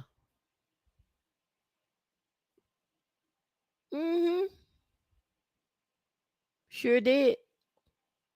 I would generate the newsletter, put stuff together. I would add my own stuff and everything. We sure did. I may go back to it. All right, let's get back to it. Oh yeah, that was the Google guy. All right, we moved from Pakistan to Canada and then to Dubai in 2022. We launched our newsletter a year later. Within 3 months, the newsletter had over 135 subscribers, 135,000 subscribers, and since has grown to 300,000. Our ad spots are constantly sold out, which brings in six figures a month and makes a seven-figure revenue business. Here's how we built it with the help of AI. Anybody want to know? Anybody want to know how they did this? Let's go. We started building the newsletter. I was working as the head of marketing at an ed tech startup. I decided to quit the job to pursue this venture full time in April because I knew an opportunity like this doesn't come by often. I first tested the newsletter content in Twitter thread format, where I have a following of more than 400,000, and it went from there. I've been growing my Twitter account for 2 years by writing threads that simplify topics such as marketing and psychology. Late last year, I started reading a lot about AI and wrote a couple of threads that went viral. I officially started focusing on most of my content on AI this year. We started doing paid marketing 2 months ago, but readers acquired through paid channels make up less than 20% of our total subscribers. My goal is to create high quality content about AI that educate and entertains my audience. I write the newsletter content myself. I delegate the research to my staff. Our newsletter is all about AI, so we feature AI generated images in every issue, as well as AI created AI tutorials. They said we most frequently use Chat GPT mainly for ideation, such as coming up with email subject lines or different angles for a story and proofreading it. We also use Chat GPT plugins to do tasks including summarizing or simplifying research papers that saves about 5 to 10 hours every week. And that's how they do it. They're basically using AI to set everything up, generate stuff, the whole nine. LinkedIn and Twitter play vital roles. LinkedIn and Twitter account for about 70 to 80% of our 300,000 subscribers. We also utilize platforms such as Sparkle for subscriber recommendations, and though we've tested Facebook and Twitter ads, they haven't been significantly effective, right? So get yourself out there and start making you some money. Get yourself out there and make you some money. I think that's everything that I wanted to cover. I think that's everything I wanted to cover, folks. Got Elon out here fighting.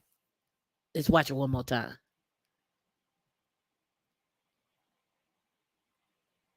Well, not Elon, but Zuckerberg fighting Lex Freedom.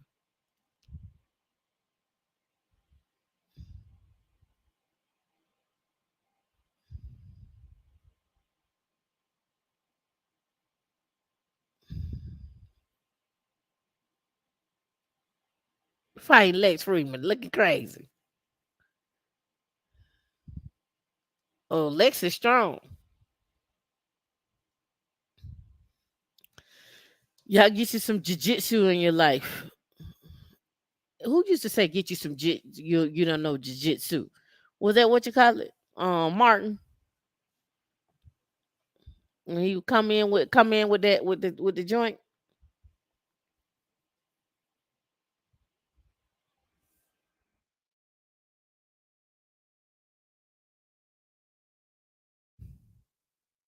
Roddy man.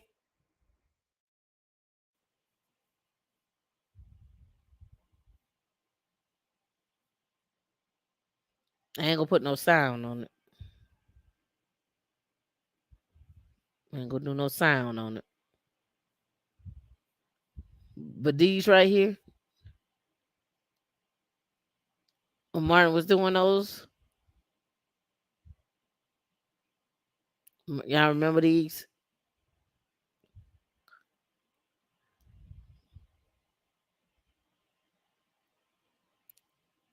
No, Martin got on some slippers. There we go. Hi. That's that's what Elon gonna look like. Yeah. Yeah.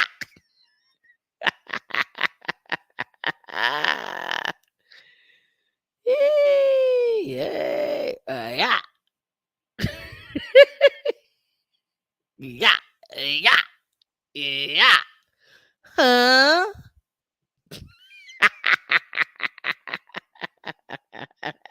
Silence. That's right.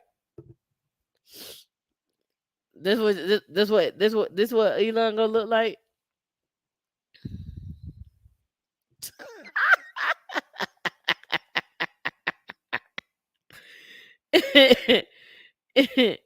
All right, let me skip past that part. Let's get him to wrestling. Down goes Frazier.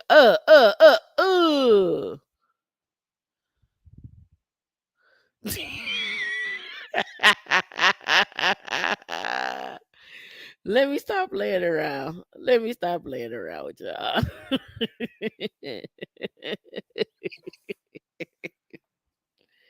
Silence. Hmm. You know how to do it, Marty Ma. Huh. You know what it is, Marty Ma. Shout out to Tommy. He's no longer with us. Nobody knew what Tommy worked. Coley Cole. Shout out to Coley Cole. Shout out to Pam. And last but not least, Tisha Honor. And my favorite character was the little snot nosed kid. That was my favorite character. The little snot nosed kid. That was my character.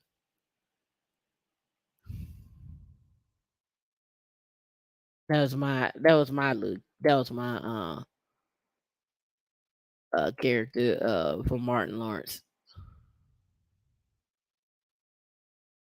Let me see. Yeah, that one. That was my favorite character right there. This one right here was my character.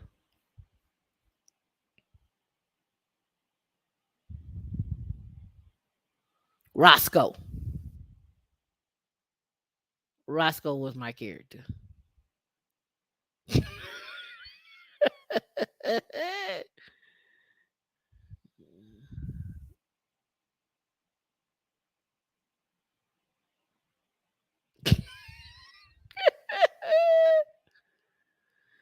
That's my character. Roscoe.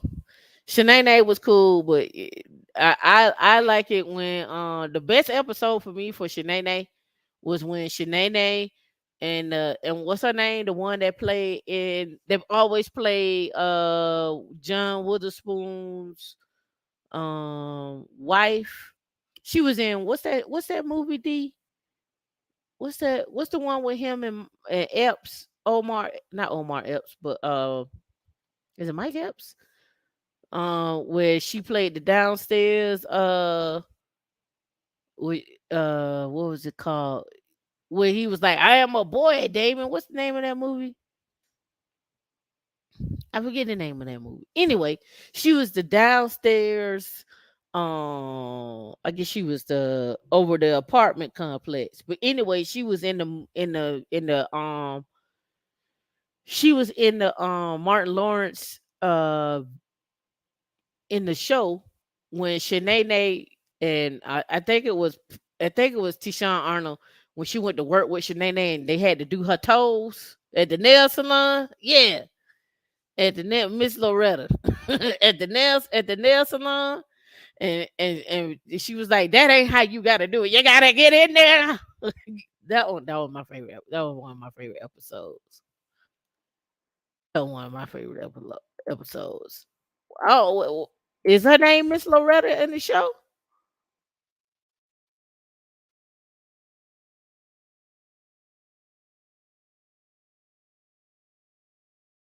Mm,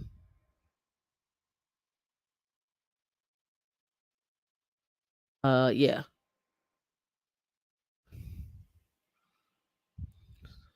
Oh yeah, this one. That's the one.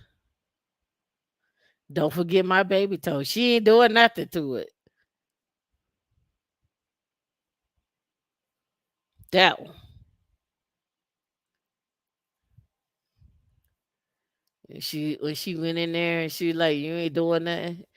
It's so bad that it's blurry. There she go right there. Her. Look how bad this screen is.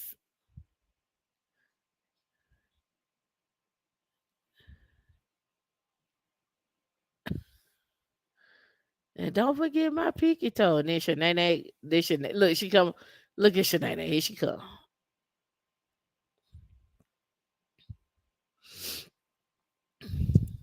She come over there with the guy with the drill. Put her glasses on.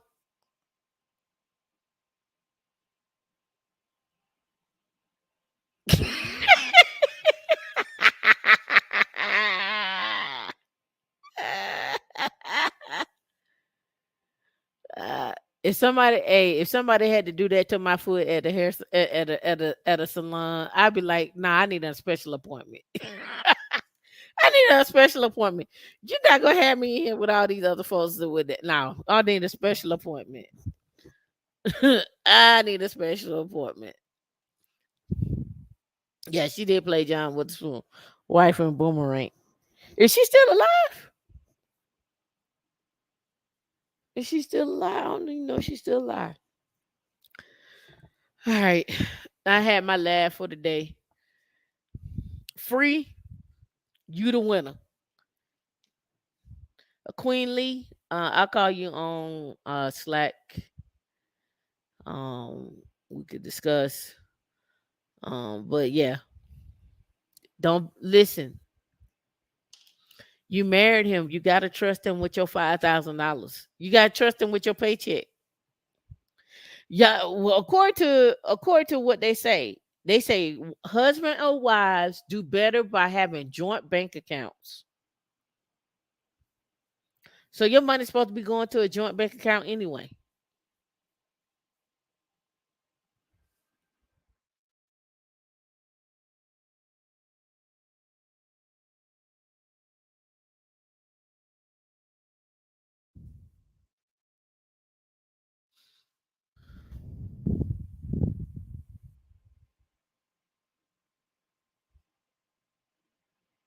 That's what they say. It says, after all, pooling one resources seem to make a marriage happier and more stable. That's what it say. It said it makes your financial life easier.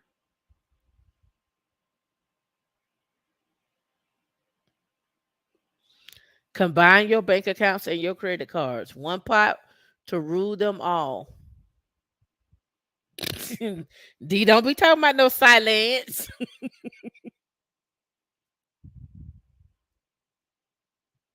One pot to rule them all. Couples who combine their financial resources are happier than those who don't and stay together longer. That's what it say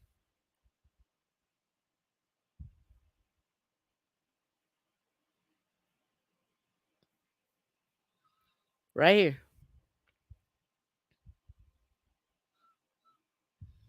This one, our article from Berkeley.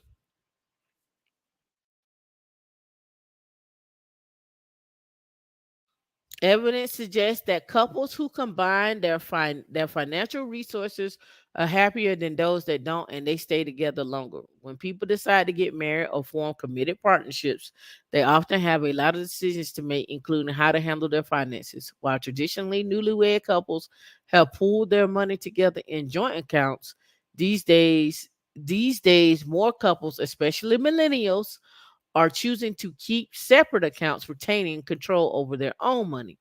Keeping financial arrangements separate seems like a good idea for many reasons. For one thing, couples often fight about finances, and keeping them separate will reduce those kind of conflicts. There may be power imbalances in their relationship and so forth and so on. But according to the new research, there's a potential downside to doing this. People who keep their financial resources separate are less happier with their relationship than couples who don't, and their relationship is less apt to survive. Sharing money leads to conversation. You guys got to combine your money. Don't be crickets. Don't be gnawing me in the chat. Don't be gnawing me. Don't gnaw me. Y'all gotta get. They say put your money together. It don't matter. It don't matter who making the money. You could be making 200,000, and he could make it be making 50,000. Get together, y'all are 250 strong out here in these streets, conquering the world, buying rental property. Don't be mad at him because y'all have combined your finances and he go out and buy him a new car. He may go buy him a $70,000 car because his finances are showing 250. Don't be mad at him. He want a nice ride. Fellas, don't be mad at her because she went to the Mercedes Benz dealership and she got her AMG based on the combined finances of 250, even though you making the 200 and she making the 50. Y'all doing it, it's for us. The car is for us. The car is for us.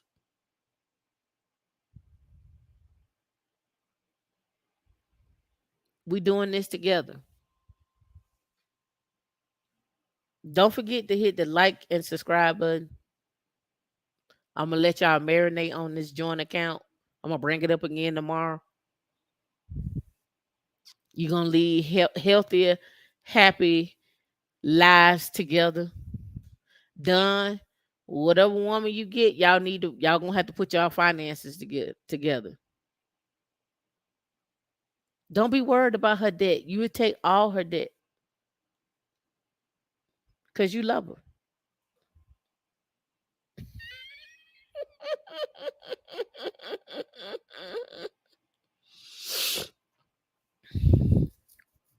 I'm just saying, y'all have fun. Happy 4th of July. See y'all in the afternoon or in the morning for some of you up. And I'm gonna leave on this note. Trust your man. Trust your love. Give up the paycheck. It's okay if you lose $1 million. He loved you. I see y'all later.